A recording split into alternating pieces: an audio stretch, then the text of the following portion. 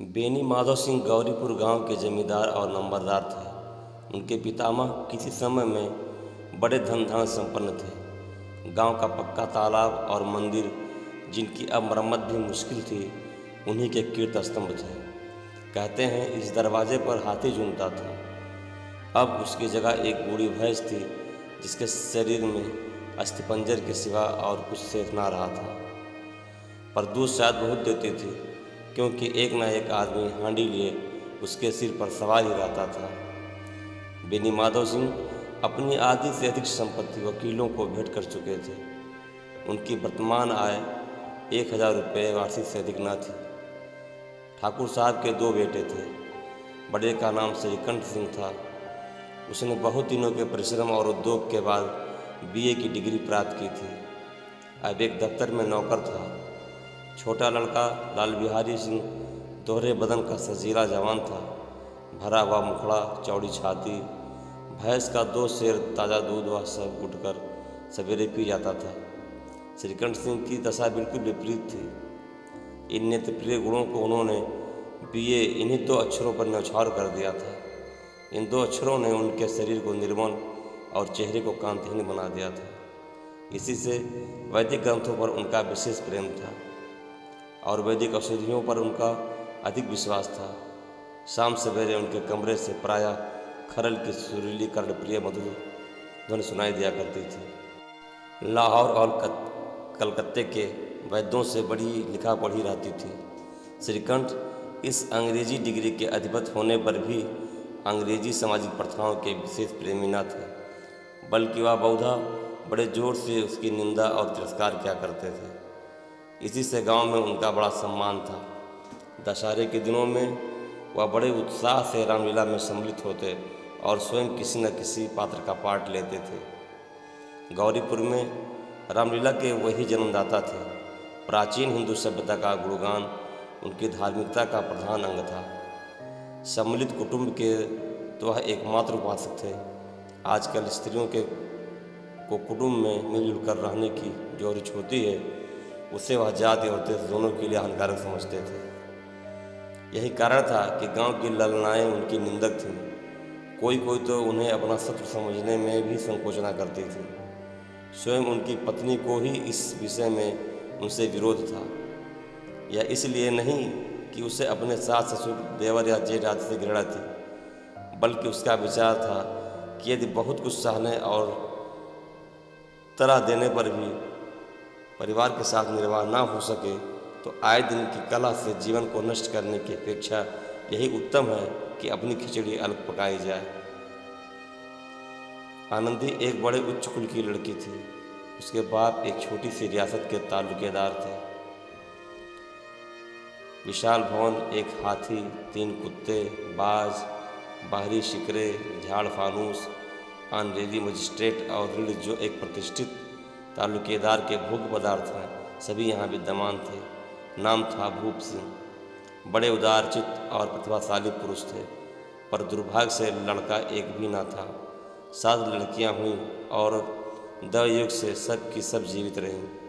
पहली उमंग में तो उन्होंने 3 ब्याह दिल खोल कर किए, पर 15-20 हज़ार रुपयों का कर्ज सिर पर हो गया तो आंखें खुली, हाथ समेट लिया। आनंदी चौथी लड़की थी। वह अपनी सब बहनों से अधिक रूपवती और उग्रवती थी। इससे ठाकुर भूप सिंह उससे बहुत प्यार करते थे। सुंदर संतान को कदाचित उसके माता पिता भी अधिक चाहते हैं। ठाकुर साहब बड़े धर्म संकट में थे कि इसका विवाह कहाँ करें। न तो यही चाहते थे कि ऋण का बोझ बढ़े, और न यही स्वीकार था कि उसे अपने को भाग्यहीन समझना पड़े। एक दिन श्रीकंठ उनके पास किसी चंदे का रुपया मांगने आए। शायद नागरिक प्रचार का चंदा था। भूप सिंह उनके स्वभाव पर रीझ गए और धूमधाम से श्रीकंठ का आनंदी के साथ ब्याह हो गया। आनंदी अपने नए घर में आई तो यहाँ का रंग ढंग कुछ और ही था। जिस टीम टाम की उसे बचपन से ही आदत पड़ी हुई थी, वह यहाँ नाम मात्र को भी ना थी। हाथी घोड़ों का तो कहना ही क्या, कोई सजी हुई सुंदर बहाली तक ना थी। रेशमी स्लीपर साथ लाई थी, पर यहाँ बाग कहाँ। मकान में खिड़कियाँ तक न थी, न ज़मीन पर फर्श, न दीवार पर तस्वीरें। यह एक सीधा साधा देहाती गृहस्थी का मकान था, किंतु आनंदी ने थोड़े ही दिनों में अपने को इस नई अवस्था के ऐसा अनुकूल बना लिया मानो उसने विलास के सामान कभी देखे ही ना थे। एक दिन दोपहर के समय लाल बिहारी सिंह 2 चिड़िया लिए हुए आया और भावच से बोला, जल्दी से पका दो, मुझे भूख लगी है। आनंदी भोजन बनाकर उसकी राह देख रही थी। अब वह नया व्यंजन बनाने बैठी। हांडी में देखा तो घी पाव भर से दिखना था। बड़े घर की बेटी किफ़ायत क्या जाने, उसने सब घी मांस में डाल दिया। लाल बिहारी खाने बैठा तो दाल में घी ना था। बोला, दाल में घी क्यों नहीं छोड़ा? आनंदी ने कहा, घी सब मांस में पड़ गया। लाल बिहारी जोर से बोला, अभी परसों घी आया है, इतना जल्द उठ गया? आनंदी ने उत्तर दिया, आज तो कुल पाव भर रहा होगा, वह सब मैंने मांस में डाल दिया। जिस तरह सूखी लकड़ी जल्दी से जल उठती है, उसी तरह क्षुधा से बावला मनुष्य जरा जरा सी बात पर तिनक जाता है। लाल बिहारी को भावच की यह ढिठाई बहुत बुरी मालूम हुई। तिनकर बोला, मैके में तो चाहे घी की नदी बहती हो। स्त्री गालियाँ सह लेती हैं, मार भी सह लेती हैं, पर मैके की निंदा उनसे नहीं सही जाती। आनंदी मुँह फेर कर बोली, हाथी मरा भी तो 9 लाख का, वहाँ इतना घी नित्य नाई का हार खा जाते हैं। लाल बिहारी जल गया, थाली उठाकर पलट दी और बोला, जी चाहता जी पकड़ कर खींच लूँ। आनंदी को भी क्रोध आ गया, मुँह लाल हो गया। बोली, वाह होते तो आज इसका मजाक चखाते। अब अनपढ़ हुज्जट ठाकुर से ना रहा गया। उसकी स्त्री एक साधारण जमींदार की बेटी थी। जब जी चाहता उस पर हाथ साफ कर लिया करता था। खड़ा उठाकर आनंदी की ओर जोर से फेंकी और बोला, जिसके गुमान पर फूली हुई हो उसे भी देखूंगा और तुम्हें भी। आनंदी ने हाथ से खड़ाऊ रोकी, सिर बच गया, पर उंगली में बड़ी चोट आई। क्रोध के मारे हवा से हिलते पत्ते की भांति कांपती हुई अपने कमरे में आकर खड़ी हो गई। स्त्री का बल और साहस, मान और मर्यादा पति तक है। उससे अपने पति के ही बल और पुरुषत्व का घमंड होता है। आनंदी खून का घूंट पीकर रह गई। श्रीकंठ सिंह शनिवार को घर आया करते थे। बृहस्पति को यह घटना हुई। 2 दिन आनंदी को भवन में रही, न कुछ खाया न पिया, उनकी बाट देखती रही। अंत में शनिवार को वह नियमानुकूल संध्या समय घर आए और बाहर बैठकर कुछ इधर उधर की बातें, कुछ देशकाल संबंधी समाचार तथा कुछ नए मुकदमों आदि की चर्चा करने लगे। यह वार्तालाप 10 बजे रात तक होता रहा। गांव के भद्र पुरुषों को इन बातों में ऐसा आनंद मिलता था कि खाने पीने की भी सुध न रहती थी। श्रीकंठ को पिंड छुड़ाना मुश्किल हो जाता था। ये 2-3 घंटे आनंदी ने बड़े कष्ट से काटे। किसी तरह भोजन का समय आया, पंचायत उठी, एकांत हुआ तो लाल बिहारी ने कहा, भैया आप जरा भाभी को समझा दीजिएगा कि मुँह संभाल कर बातचीत क्या करें, नहीं तो एक दिन अनर्थ हो जाएगा। बेनी माधव सिंह ने बेटे की ओर साक्षी दी। हाँ, बहू बेटियों का यह स्वभाव अच्छा नहीं कि मर्दों के मुँह लगें।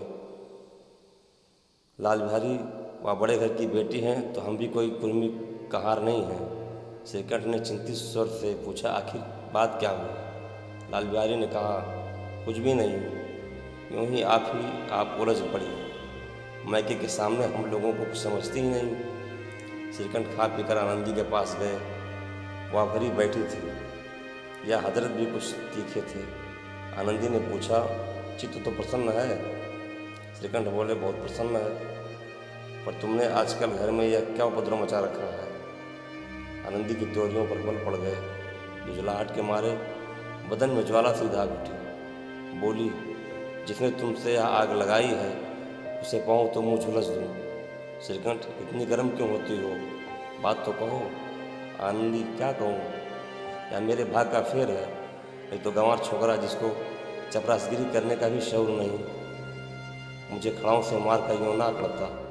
श्रीकंठ, सब हाल साफ साफ कहो तो मालूम हो, मुझे तो कुछ पता ही नहीं। आनंदी, परसों तुम्हारे लाडले भाई ने मुझसे मांस पकाने को कहा।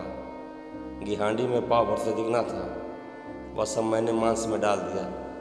जब खाने बैठा तो कहने लगा, दाल में घी क्यों नहीं है? बस इसी पर मेरे मायके को बुरा भला कहने लगा। मुझसे ना रहा गया। मैंने कहा कि वहाँ इतना घी तो नाई का हार खा जाते हैं और किसी को जान भी नहीं पड़ता। बस इतनी सी बात पर इस अन्याय ने मुझ पर खड़ाऊ फेंक कर मारी। यदि हाथ से ना रोक लूँ तो सिर फट जाए। उसी से पूछो मैंने जो कुछ कहा है वह सच है या झूठ। श्रीकंठ की आंखें लाल हो गई। बोले यहाँ तक हो गया, इस छोकरे का यह साहस। श्रीकंठ लाल बिहारी को मैं अब अपना भाई नहीं समझता। बेनी माधव सिंह स्त्री के पीछे? श्रीकंठ जी नहीं, उसकी क्रूरता और अविवेक के कारण। दोनों कुछ देर चुप रहे। ठाकुर साहब लड़के का क्रोध शांत करना चाहते थे, लेकिन यह नहीं स्वीकार करना चाहते थे कि लाल बिहारी ने कोई अनुचित काम किया है। इस बीच में गांव के और कई सज्जन हुक्के चिलम के बहाने वहां आ बैठे। कई स्त्रियों ने जब यह सुना कि श्रीकंठ पत्नी के पीछे पिता से लड़ने को तैयार है तो उन्हें बड़ा हर्ष हुआ। दोनों पक्षों की मधुर वाणियाँ सुनने के लिए उनकी आत्माएं तिल मिलाने लगी। गांव में कुछ ऐसे कुटिल मनुष्य भी थे जो इस कुल की नीतिपूर्ण गत पर मन ही मन जलते थे। वे कहा करते थे कि श्रीकंठ अपने बाप से दबता है, इसीलिए वह दब्बू है। उसने विद्या पढ़ी, इसीलिए वह किताबों का कीड़ा है। बेनी माधव सिंह उसकी सलाह के बिना कोई काम नहीं करते, यह उनकी मूर्खता है। इन महानुभावों की शुभकामनाएँ आज पूरी होती दिखाई दी। कोई हुक्का पीने के बहाने और कोई दगान की रसीद दिखाने आकर बैठ गया। बेनी माधव सिंह पुराने आदमी थे, इन भावों को ताड़ गए। उन्होंने निश्चय किया कि चाहे कुछ भी क्यों ना हो, इन द्रोहियों को ताली बजाने का अवसर ना दूंगा। तुरंत कोमल शब्दों में बोले, बेटा मैं तुमसे बाहर नहीं हूँ, तुम्हारा जो जी चाहे करो, अब तो लड़के से अपराध हो गया। इलाहाबाद का अनुभव रहित चलाए हुआ ग्रेजुएट इस बात को ना समझ सका। उसे डिबेटिंग क्लब में अपनी बात पर अड़ जाने की आदत थी। इन हथकंडों की उससे क्या खबर। बाप ने जिस मतलब से बात पलटी थी वह उसकी समझ में न आया। बोला, लाल बिहारी के साथ अब मैं इस घर में नहीं रह सकता। बेनी माधव, बेटा बुद्धिमान लोग मूर्खों की बात पर ध्यान नहीं देते। वह बेसमझ लड़का है, उससे जो कुछ भूल हुई है उसे तुम बड़े होकर क्षमा करो। श्रीकंठ, उसकी इस दुष्टता को मैं कदापि नहीं ला सकता। या तो वही घर में रहेगा या मैं ही। आपको यदि वह अधिक प्यारा है तो मुझे विदा कीजिए, मैं अपना भार आप संभाल लूँगा। यदि मुझे रखना चाहते हैं तो उससे कहिए कि जहाँ जी चाहे चला जाए। बस यह मेरा अंतिम निश्चय है।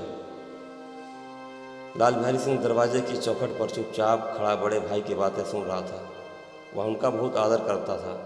उससे कभी इतना साहस न हुआ कि श्रीकंठ के सामने चारपाई पर बैठ जाए, हुक्का पी ले या पान खा ले। बाप का भी वह इतना मान न करता था।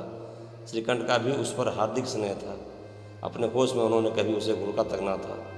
जब वह इलाहाबाद से आते तो उसके लिए कोई न कोई वस्तु अवश्य लाते। मुगदर की जोड़ी उन्होंने ही बनवा कर दी थी। पिछले साल जब उसने अपने से ड्योढ़े जवान को नागपंचमी के दिन दंगल में पछाड़ दिया तो उन्होंने पुलकित होकर अखाड़े में जाकर उसे गले लगा लिया था। 5 रुपये के पैसे लुटाए थे। ऐसे ही भाई के मुंह से आज ऐसी हृदय विदारक बात सुनकर लाल बिहारी को बड़ी गलान हुई। वह फूट फूट कर रोने लगा। इसमें संदेह नहीं कि अपने किए पर पछता रहा था। भाई के आने से एक दिन पहले से ही उसकी छाती लड़ती थी कि देखूं भैया क्या कहते हैं, मैं उनके सम्मुख कैसे जाऊंगा, उनसे कैसे बोलूँगा, मेरी आंखें उनके सामने कैसे उठेगी। उसने समझा था कि भैया मुझे बुलाकर समझा देंगे। इस आशा के विपरीत आज उसने उन्हें निर्दयता की मूर्ति बने हुए पाया। वह मूर्ख था, परंतु उसका मन कहता था कि भैया मेरे साथ अन्याय कर रहे हैं। श्रीकंठ उसे अकेले में बुलाकर 2-4 बातें कह देते, इतना ही नहीं 2-4 तमाचे भी लगा देते तो कदाचित उसे इतना दुख ना होता। पर भाई का यह कहना कि अब मैं इसकी सूरत नहीं देखना चाहता, लाल बिहारी से सहा ना गया। वह रोता हुआ घर आया। कोठरी में जाकर कपड़े पहने, आंखें पोंछी जिससे कोई यह न समझे कि रोता था। तब आनंदी के द्वार पर आकर बोला, भाभी भैया ने निश्चय किया है कि वह मेरे साथ इस घर में ना रहेंगे। अब वह मेरा मुंह नहीं देखना चाहते, इसलिए अब मैं जाता हूँ। उन्हें फिर मुँह ना दिखाऊंगा। मुझसे जो कुछ अपराध हुआ है उसे क्षमा करना। यह कहते कहते लाल बिहारी का गला भर आया। कहा, भाभी भैया से मेरा प्रणाम कह दो, वह मेरा मुंह नहीं देखना चाहते, इसलिए मैं भी अपना मुंह उन्हें ना दिखाऊंगा। लाल बिहारी इतना कहकर लौट पड़ा और शीघ्रता से दरवाजे की ओर बढ़ा। अंत में आनंदी कमरे से निकली और उसका हाथ पकड़ लिया। लाल बिहारी ने पीछे फिर कर देखा और आंखों में आंसू भरे बोला, मुझे जाने दो। आनंदी, कहाँ जाते हो? लाल बिहारी, जहाँ कोई मेरा मुंह ना देखे। आनंदी, मैं ना जाने दूंगी। लाल बिहारी, मैं तुम लोगों के साथ रहने योग्य नहीं हूँ। आनंदी, तुम्हें मेरी सौगंध, अब एक पग भी आगे न बढ़ाना। लाल बिहारी, जब तक मुझे यह ना मालूम हो जाए कि भैया का मन मेरी तरफ से साफ हो गया तब तक मैं इस घर में कदापि ना रहूँगा। आनंदी, मैं ईश्वर को साक्षी देकर कहती हूँ कि तुम्हारी ओर से मेरे मन में तनिक भी मैल नहीं है।